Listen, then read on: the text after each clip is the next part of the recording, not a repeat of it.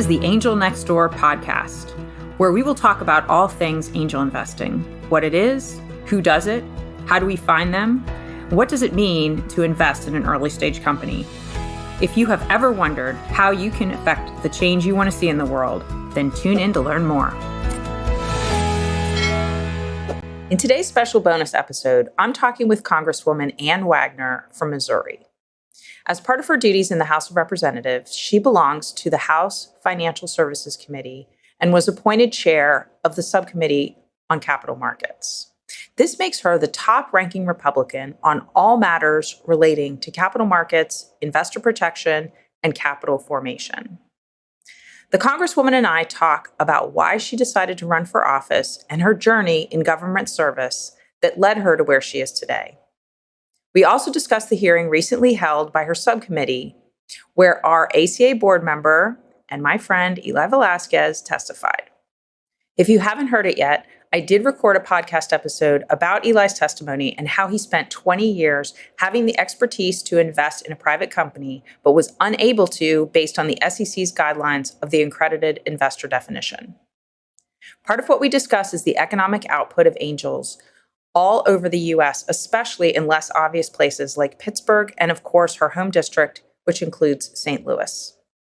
I did briefly mention in the episode a study done by the Desert Angels in Tucson, Arizona. The full study was done during the 10-year period of 2010 to 2019. The members of Desert Angels invested $47.3 million into 95 portfolio companies. There's several other statistics here around this study, which I will link in the show notes. But the big takeaway is that for every $100,000 of investment, these portfolio companies produced 5.8 direct jobs, $458,000 in wages, and $2.1 million in economic output. It was a great conversation with Congresswoman Wagner. Enjoy the show.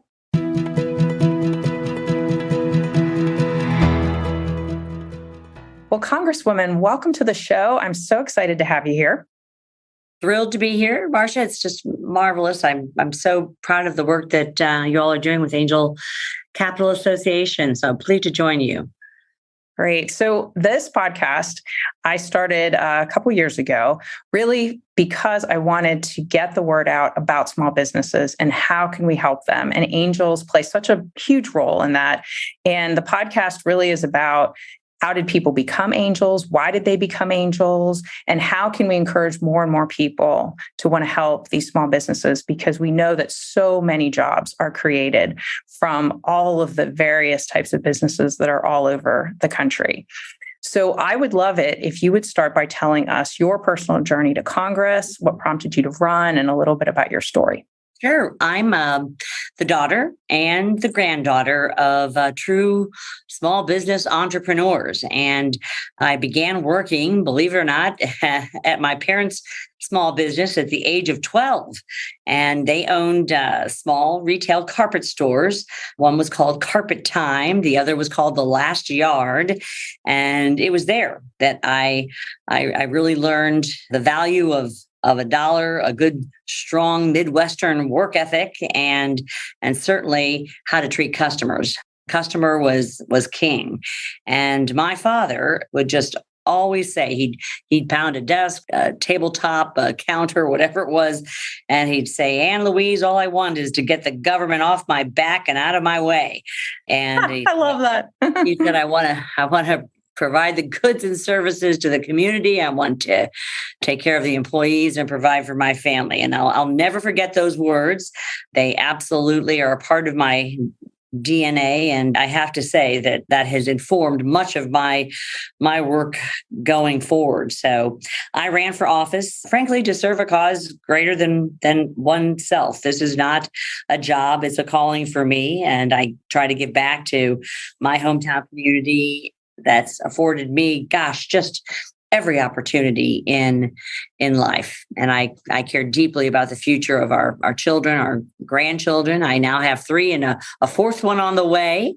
And one of my first jobs in politics was working for President George H.W. Bush, where he taught me that public service is not only noble, but necessary, he used to say over and over again. So it's truly a blessing to represent Missouri's 2nd District here in Congress, where each and every day I get up to work and fight for those who frankly need our help. Constituent services is very, very important to me, as is building and growing our small businesses and our entrepreneurs. We've got inflation that is really hurting the pocketbooks of so many Missouri families. We've got crime that's making many of our neighborhoods unsafe. So it's critical that we do all we can to address these issues and be responsive, be available to the constituents that I have the privilege of serving.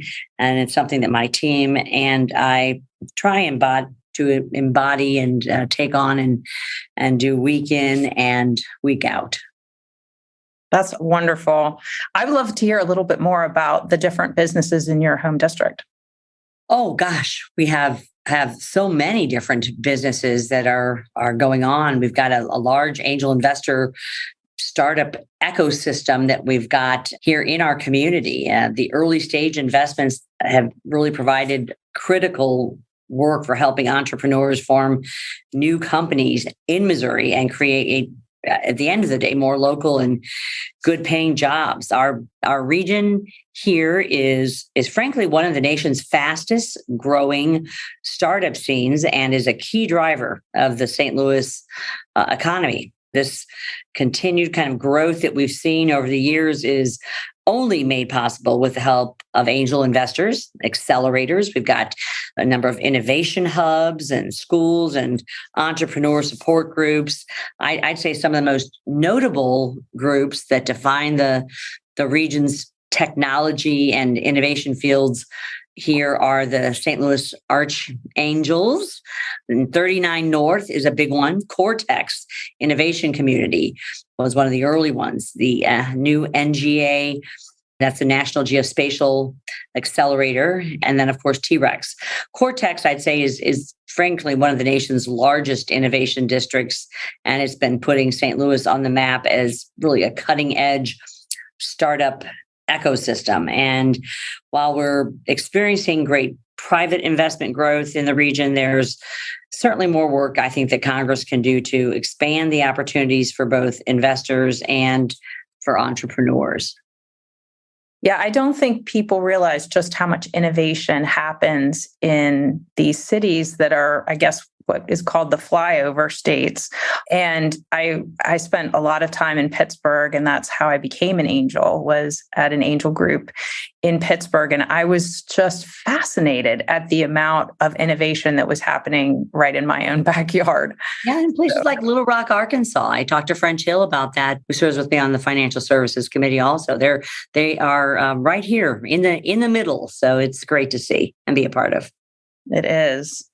Now, you belong to the House Financial Services Committee and were appointed chair of the subcommittee on capital markets. So that makes you the top-ranking Republican on all matters relating to capital markets, investor protection, and capital formation.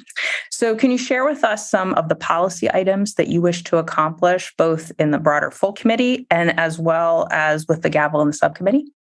Sure. I'm thrilled to be the first and only woman to ever chair the Capital Markets Subcommittee, which I believe is the heart and soul of the Financial Services Committee.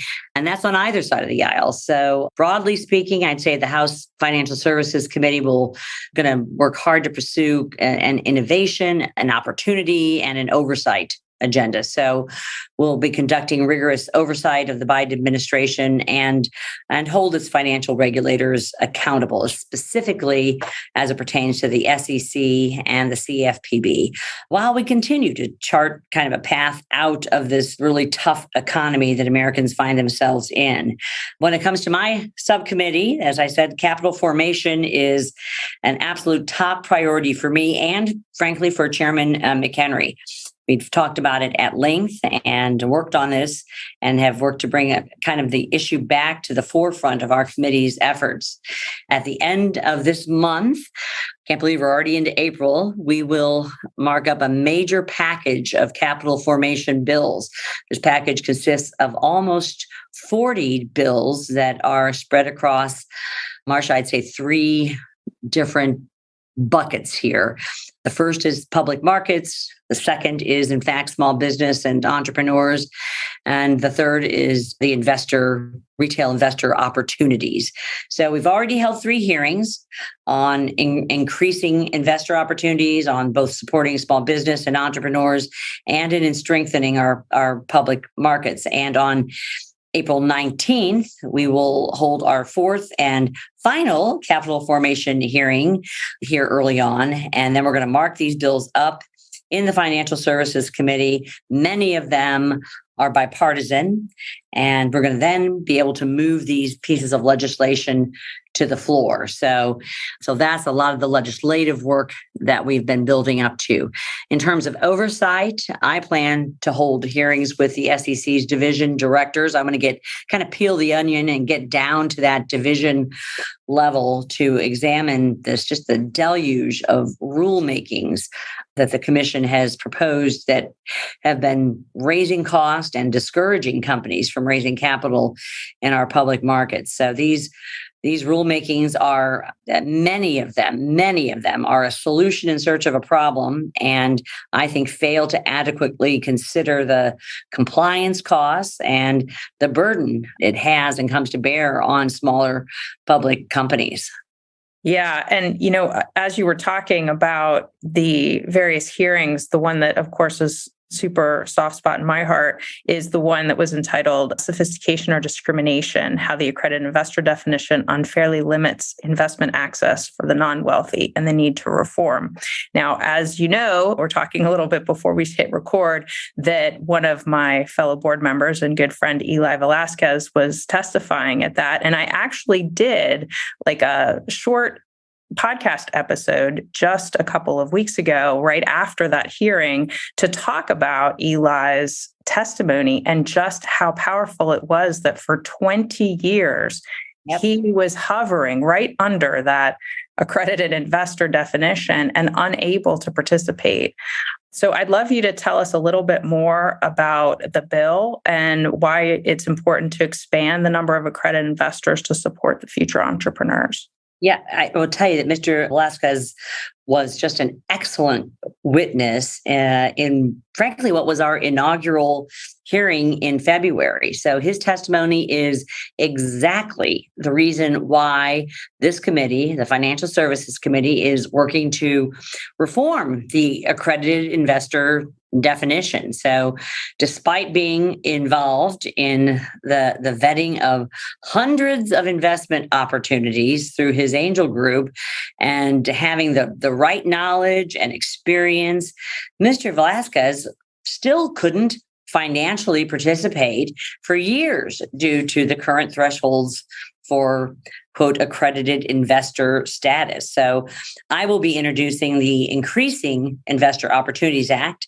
This is a bipartisan piece of legislation that would amend the Investment Company Act to prohibit kind of limiting the amount a closed-end vehicle can invest in private funds. So this legislation will give more private market access to I think it's up to 3 million retail investors that already rely on closed-end funds as an important source of retirement savings and investment opportunities. So these funds are strictly regulated and professionally managed investment vehicles that are treated as sophisticated investors, and they can invest freely in privately offered investments that retail investors typically have not had the access or the ability to invest in. So my bill will increase retail investor exposure to these private markets, while I still believe maintaining the right amount of investor protections. And what kind of vehicle would it be that they could invest in then? What are you envisioning? Well, it could be anything from startups to venture capital opportunities, a lot of different opportunities, I think, that will allow for this private market access that they've been cut out of because, people have said that they're just not. They don't have the sophistication to do this. So I think, as our witnesses so eloquently demonstrated, that throughout that hearing, wealth is not a proxy for sophistication, and opportunities for wealth creation in the private markets should not be reserved for only the wealthiest Americans. I believe that sophisticated but non-wealthy Americans should have reasonable access to investment opportunities in the private market. My friend French Hill has got also a piece of legislation that would expand the definition of accredited investor to include some of those with certain licenses. There's a sense of maybe some could qualify through education processes. I think you all have one that ACA Angel University puts out as a standard for sophistication around the accredited investor definition. There's a lot of really good ideas out there, Marcia. Yes, I totally agree with you.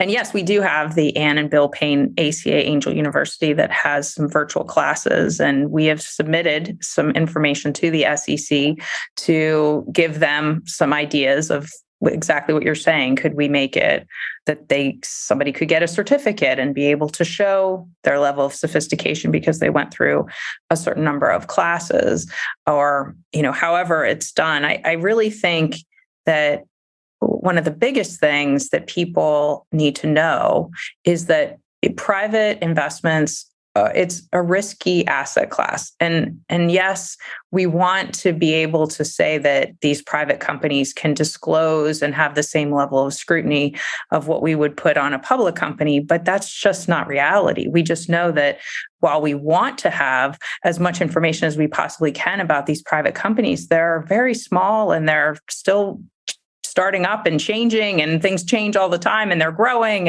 And really the best way that we can help them is to get people to invest and also to have a diversified portfolio so that they are able to participate on, with multiple ways and multiple levels. Now, my bill, it increases your average retail investor's exposure to private markets, and I think it's going to have the protections that we need. And there's this sense that wealth, I just don't believe wealth it's just not a proxy for sophistication, and we can't leave these opportunities out there just for the wealthiest Americans. They've got to give them the access, and whether we expand the definition of accredited investor to include those with certain licenses or education or job experiences, or we remove unnecessary restrictions on a closed-end fund's ability to invest in private funds, as my bill does. We've shown that there are many policy options worth exploring that can increase access to investment opportunities without compromising true investor protections. So I'm excited. I'm excited about pulling all these bills together in capital formation. It's obviously a key focus because it's what we came out of the gate with when we constituted the new 118th Congress Financial Services Committee. And to get back, finish up that fourth hearing, move to markup, and then most importantly, move to these bills to the floor is key. And as I said, a good number of them, we're still working out some of the kinks, but a good number of them, Marcia, are bipartisan. So I think we'll have an ability to pass these. I see this whole package as kind of a jobs 2.0 package. And I believe that our country is built on small businesses and entrepreneurs, and we have to make sure they have the kind of capital investment available to them to grow. And we have to make sure that your everyday retail investor, who I believe is much more more sophisticated than we give folks credit for, should have an opportunity to participate in some of this great new startups and small businesses and these fantastic opportunities that we're seeing come from so many of our innovation hubs across the country and are certainly key in my hometown of St. Louis and in places like Little Rock. And as you said, in Pennsylvania and other places, they're really key to letting people pursue the American dream. So I'm excited to be moving this package, and we'll be doing so very quickly. And I thank you for all your great time and for your podcast and your interest. You've been a great resource for us, helping us find good witnesses like Mr. Vasquez and others that really understand the early stage private company and how important this kind of angel capital is in growing. So I thank you for that.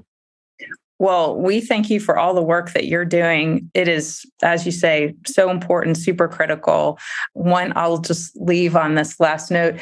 There was a group in Arizona that did a study of the amount of capital that they had invested over 10 years. And they found that for every $100,000 that the group invested, they were able to create an economic impact in their local community of $2.1 million. Wow. And to me, that was just like so eye-opening, because I just think of all the people that are out in the world right now who really do want to affect change, who want to be a part of this, and they're not able to because they don't hit that definition. Imagine what kind of a world we could live in if they could. Well, and that's what America does best. I will tell you, we are a country built on entrepreneurs and innovation and boundless opportunities like this. And whatever we can do to grow, to cut through the red tape and to support these early stage private companies, it's really a part of the American dream and something that I'm thrilled that you all are taking such ownership in, and that I have the great privilege of promoting and working both to legislate good policy and to make sure that we're not over regulating some of the opportunities out there for these capital ventures out there. So thank you so very much. Well, thank you so much for all that you're doing. And thank you for coming on the show today. It was such a great conversation. And I look forward to seeing more that comes out of your committee. We are off to the races. Thank you so much, Marcia. Hey, thanks for listening. To connect with me, visit my website at marciadawood.com. And if you're looking to learn more about investing in the changes that you want to see in the world, sign up for Ann and Bill Payne's ACA Angel University classes. You go to angelcapitalassociation.org, all one word, to find out the schedule. Many classes are offered, everything from the angel investing basics, fundamentals, risks, due diligence, term sheets, valuations, returns and portfolio strategy. And for a deeper dive, there are advanced classes which include capitalization tables, startup boards, and exit strategies. If you're not already a member of the Angel Capital Association, you can become one for the low price of $295 for the year, and that will give you unparalleled access to discounts, free webinars with a huge archive of content, networking opportunities, and much more. We'd love to have you join us. All content for this website is informational and not intended to serve as legal, tax, accounting, or investing advice. While Marcia, that's me, does serve on the SEC Small Business Capital Formation Advisory Committee, my views are my own and not the views of the SEC or my fellow colleagues on the committee. Our speakers and hosts are thoughtfully selected for their educational value, but their opinions are their own and do not necessarily represent the views of the host, me, or the Angel Capital Association, and neither specifically endorse the use of presenters' products or services. Listeners of the podcast should consult their own tax, investing, legal, or accounting advisors before making important financial decisions. All warranties, including accuracy, completeness, and suitability for specific purpose, are disclaimed.